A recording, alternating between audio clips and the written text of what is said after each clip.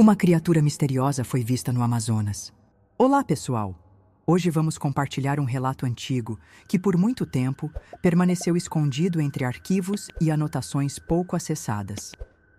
Trata-se de um dos registros mais intrigantes já encontrados relacionados à floresta amazônica, que, além de sua biodiversidade conhecida, ainda guarda zonas praticamente intocadas, onde o acesso humano é extremamente restrito.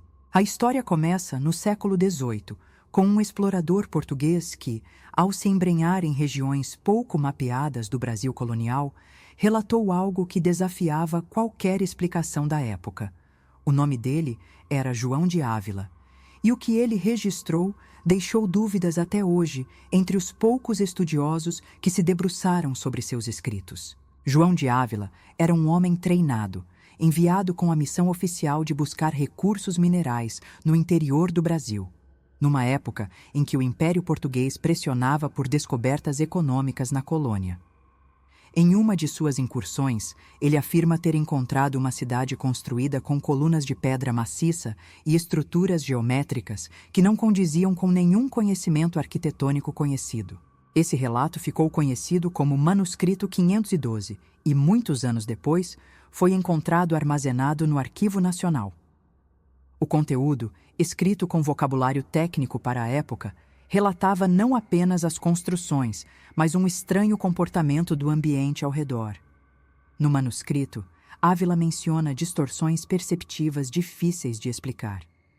Dizia que a luz solar surgia em ângulos incomuns, e os dias pareciam encurtar ou se alongar de modo imprevisível. Algumas passagens falam em vozes que ecoavam antes mesmo que qualquer som fosse ouvido, o que ele descreveu como agujeros en el tiempo. O uso de um termo em espanhol dentro de um documento escrito em português antigo chamou a atenção de linguistas, sugerindo possível influência ou registro de fala alheia. Ainda assim, o significado do termo permanece ambíguo, sendo interpretado por alguns como um tipo de colapso temporal ou anomalia perceptiva. Ávila nunca mais voltou àquela região. Não se sabe exatamente o motivo. O manuscrito não detalha sua saída, apenas termina abruptamente, após mencionar uma sensação contínua de ser observado, mesmo quando sozinho. A falta de conclusão no documento e sua linguagem contida reforçaram a aura de mistério ao redor do caso. Apesar disso, durante mais de um século, pouca gente deu atenção séria ao conteúdo. O interesse só foi ressuscitado quando, já no início do século XX, outro explorador passou a se interessar por histórias como essa: o coronel britânico Percy Fawcett. Fawcett acreditava que poderia encontrar vestígios dessa mesma cidade. Ele baseava-se em mapas antigos e relatos dispersos, incluindo o Manuscrito 512, que leu diversas vezes. Em 1925, ele iniciou uma de suas últimas expedições rumo ao centro da floresta amazônica, na tentativa de localizar o que ele próprio passou a chamar de Cidade Z. A viagem, como se sabe, terminou de forma enigmática. Ele, seu filho e um assistente desapareceram completamente, sem deixar rastros. Nada foi encontrado, nem corpos, nem equipamentos, nem registros. O desaparecimento de Fawcett deu novo fôlego à teoria de que existiriam áreas da floresta onde a realidade se comporta de maneira incomum. Mas, após as décadas de 1930 e 1950, o interesse pelo tema foi caindo. Até que, quase 70 anos depois, um novo relato reacendeu a discussão, mas dessa vez vindo de alguém sem qualquer ligação com fama ou exploração científica. O nome dele era Álvaro Mendonça, e a história dele veio à tona apenas muito tempo depois de ter ocorrido. Álvaro era ex-militar, com anos de experiência em selvas e missões logísticas pelo Exército Brasileiro. Após deixar as Forças Armadas, passou a trabalhar com apoio técnico para grupos de pesquisa que operavam em regiões remotas. Em 1996, ele foi contratado para montar um acampamento avançado nas proximidades de um dos afluentes do rio Purus, no sul do estado do Amazonas. Era uma área isolada, de acesso difícil, e ele tinha o hábito de montar a estrutura principal sozinho, antes da chegada das equipes científicas. Na ocasião, ele viajou de barco por horas até alcançar o ponto exato indicado no plano da expedição. Levava consigo mantimentos básicos, instrumentos de localização e comunicação por rádio. O local era calmo, sem sinais de presença humana recente. Ele montou uma barraca simples, armou o entorno com medidas de segurança convencionais e acendeu um pequeno lampião a gás, evitando fazer fogo para não chamar atenção indesejada.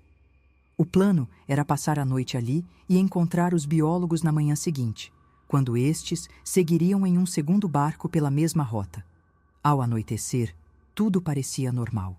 O céu estava encoberto, o calor era úmido e os sons da mata seguiam o padrão que ele conhecia: insetos, cantos espaçados de aves noturnas e o movimento ocasional de pequenos animais por entre a vegetação.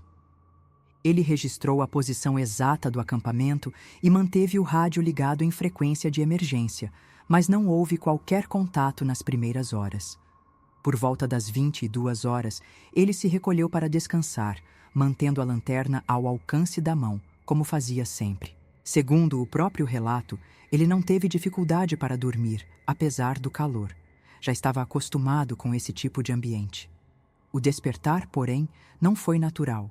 Foi algo abrupto, sem que houvesse um som claro, mas sim uma mudança quase imperceptível no ar. Ele acordou com uma sensação incômoda de deslocamento, como se algo estivesse diferente ao redor, mesmo que visualmente tudo parecesse igual. Foi então que ele percebeu um ruído. Não um som alto, mas algo profundo e contínuo, que vibrava levemente, como um gemido abafado vindo de uma grande distância. Ele sentou-se, ainda sonolento, tentando identificar a origem do som. O ruído parecia não se encaixar com nenhum dos animais que ele conhecia. Não era um felino, nem um primata, nem qualquer ave. Tinha uma ressonância grave e variava de intensidade de maneira irregular. Era quase como se algo estivesse se aproximando e recuando, mas sem movimento aparente entre as árvores. Por precaução, ele pegou a lanterna e acendeu apenas a luz mínima. Decidiu não sair imediatamente da barraca, aguardando alguns minutos para entender melhor a situação. O som cessou de repente, sem transição, e o que se seguiu, segundo ele, foi ainda mais perturbador. Um silêncio completo, mas que não parecia normal. Ele descreveu como uma ausência forçada de som, como se tudo ao redor tivesse parado de funcionar. O vento sumiu.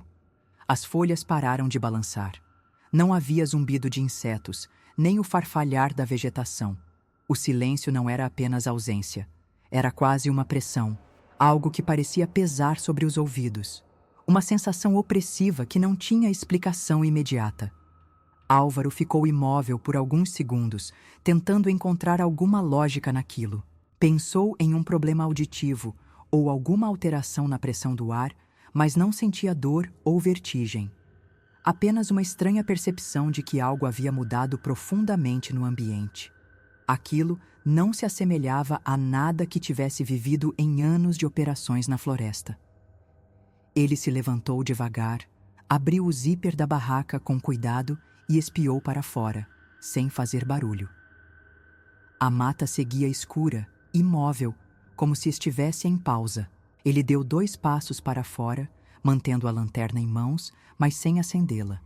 Os olhos ainda se ajustavam à escuridão. O calor era o mesmo, mas o ar parecia mais denso. Era como se o próprio tempo tivesse diminuído o ritmo. Os sons não haviam voltado. Tudo ao redor estava parado. Ele começou a se perguntar se não havia dormido mais do que deveria, ou se teria acordado em meio a algum fenômeno climático. Pensou em neblina densa ou queda brusca de pressão atmosférica, mas nada disso fazia sentido com o que via. Foi nesse momento que o medo começou a se infiltrar de forma silenciosa. Não era pânico. Álvaro era um homem treinado, mas a sensação era a de que havia algo errado. Não no sentido de perigo imediato, mas na lógica da própria situação. Nada se movia, nada emitia som, e aquilo, para alguém tão familiarizado com a floresta, era o verdadeiro sinal de que algo estava fora do lugar. Ele respirou fundo, olhou ao redor lentamente e se preparou para acender o lampião, quando percebeu um leve deslocamento de ar à sua esquerda.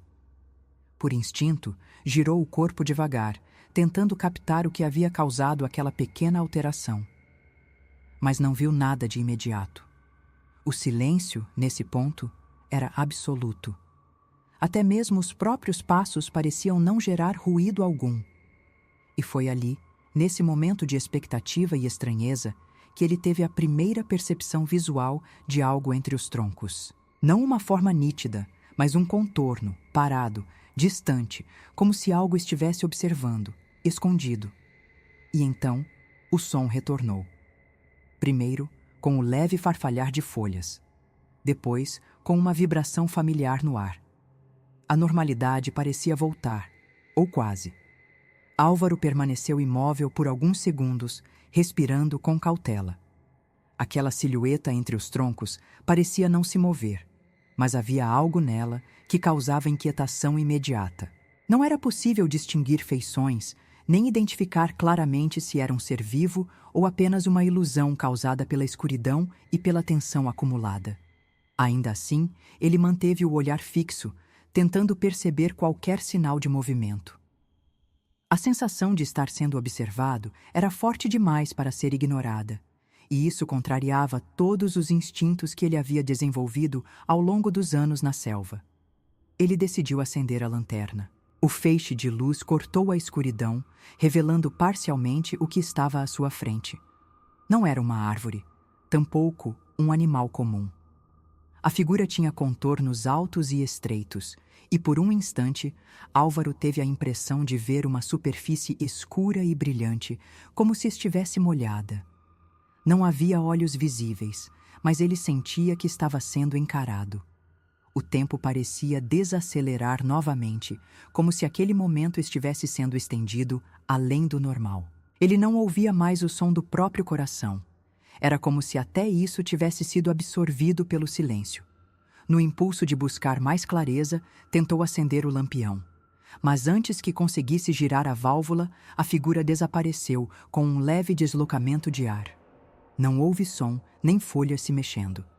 Apenas a ausência repentina de algo que até então ocupava o espaço à sua frente. O retorno dos sons foi sutil.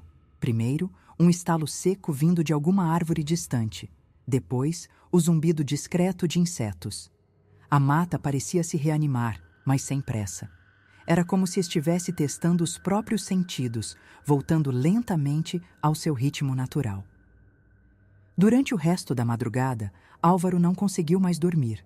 Sentou-se próximo à barraca, com a lanterna em mãos e o rádio ligado. Não houve mais nenhuma manifestação estranha, mas a sensação de alerta não o abandonou. Quando os primeiros sinais do amanhecer começaram a surgir, ele se levantou e percorreu o entorno com passos cuidadosos.